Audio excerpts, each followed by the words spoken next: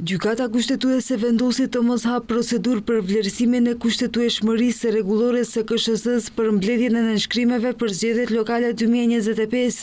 Iniciativa autorizuar nga Kongresi Maqedonas Botror dhe Stefçe Stojanov, të cilët pretendojnë se rregulloria është në kundërshtim me kushtetutën dhe ligjin, duke akuzuar KSZ-n për tejkalim të kompetencave.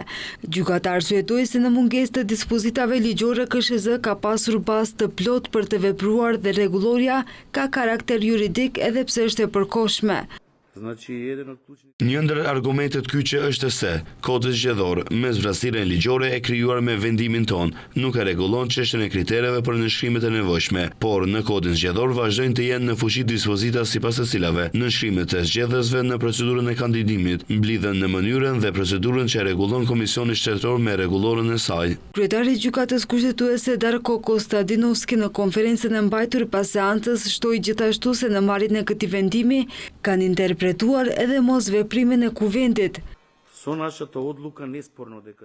Është e pakontestueshme se me vendimin ton u krijua një zbrastir juridike.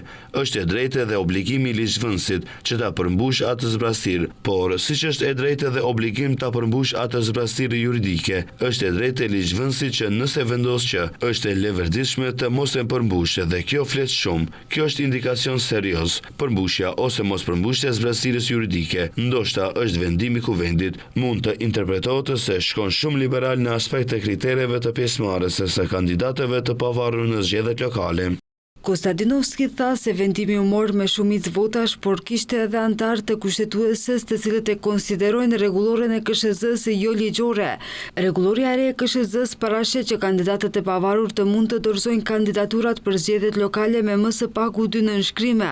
Ajo është propozuar nga antari i KSZ-s Aleksandr Tashtevski duke u thirrur në nenën 63 të kodit zgjedhor, i cili sipas tij nuk është fuqizuar dhe rregullon procedurën për mbledhjen e nënshkrimeve për propozimet e kandidatëve, ndonëse neni 62 që lidhej me zgjedhjet lokale është fuqizuar nga Gjykata Kushtetuese.